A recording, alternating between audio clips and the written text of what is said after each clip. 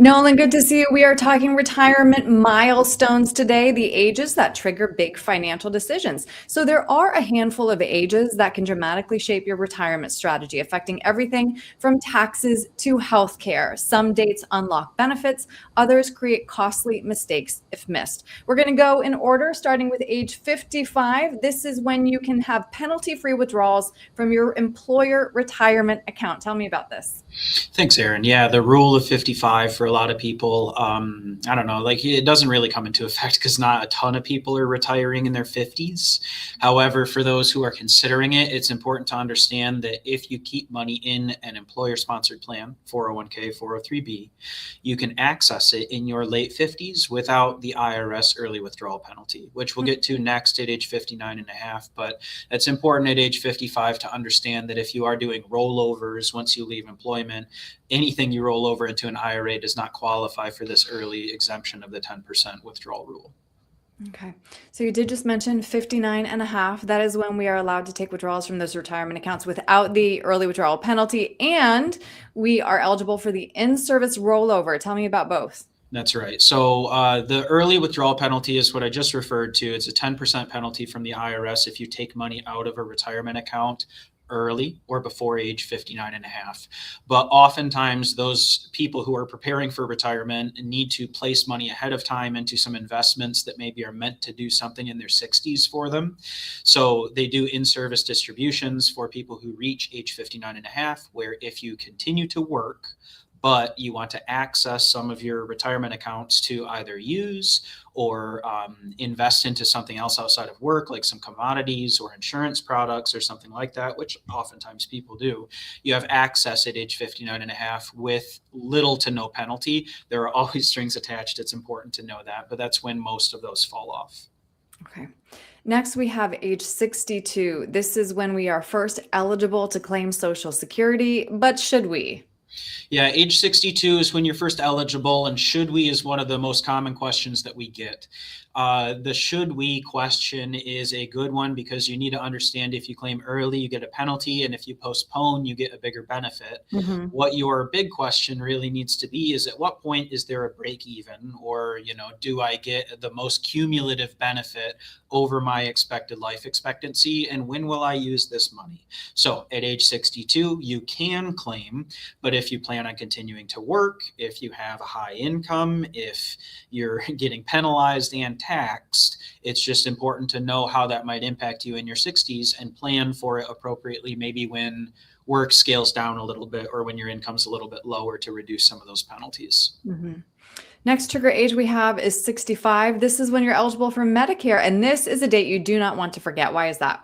Yeah, well, Medicare, if you are not covered under a group plan and you miss the enrollment, or if you miss the enrollment for some Part A and you need to enroll right away, you can get permanent increases in your cost. So your Yikes. Part B or your Part D, which is your health insurance or your drug plan, you can get permanent increases to those premiums if you delay enrollment and you need to enroll at a certain point in time. So it's important to talk with a healthcare advisor. We have two here in the office Mhm. who can help on an ongoing basis. But for those people who are in their early 60s or bridging the gap into their mid 60s, 65 is important for Medicare purposes. Mhm. Next, we have age 70 and a half. This is an important age for anyone who is charitably inclined. Why is that?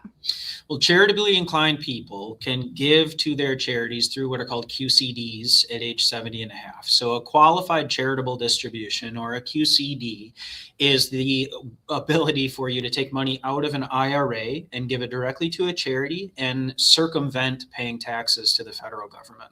It's a perfectly legal way to do it. There's a specific law for you to be able to do it, but you have to wait until age 70 and a half to donate directly out of your retirement accounts to get the deduction. There are Mhm. limitations for how much you can give as far as QCDs. There are certain percentages and things. So if you want to know what some of those are, just give us a ring. But a QCD is the age 70 and a half. I want to give to my charity. I'm going to do it out of my retirement accounts and get significant tax benefits for it. Yeah, such a win-win. I love that strategy. And then last, we have age 73. This is when most of us have to start taking RMDs. Yeah, required minimum distributions, or RMDs. This is when you have to start taking money out of those pre-tax IRAs that I just referenced with the qualified charitable distributions. Now, required minimum distributions, it's the federal government saying you have to start taking money out of these accounts at this point. For those charitably inclined, you can donate that. That's fine. It doesn't need to be taxable income for you. But this is essentially the government saying you've had your whole working career, the whole 20, 30, 40 years you've been accumulating money, that you've had tax deferral. Mm-hmm. Now we want some tax revenue. We're going to force you to start liquidating some of these accounts. The percentages are not significant. It's usually 3 to 4% that you're taking out in the first year, and it escalates a little bit each year. But age 73, soon to be age 75, for those born, I think it's after 1960, I think is the new rule. Those folks will just have to start taking money out of those accounts. So your 60s and 70s is when it's important to start planning for that. So. I'm glad you mentioned planning, Nolan. That's what it all comes down to. And I know you're Johnny on the spot, making sure your clients don't miss any of these important dates and birthdays. If somebody wants to make sure that they are set for their retirement, making sure that they don't miss any of these important dates and enrollment periods, what's the best way to reach you with questions? So they can call just by phone, 616-301-2581, or our website, which is cornerstone-rp.com. There's a contact us box at the bottom of the page. If you're approaching any of these ages and you have questions, you can just enter that question there. We'll get right back a hold of you. Great. Nolan, thank you. Thanks, Erin.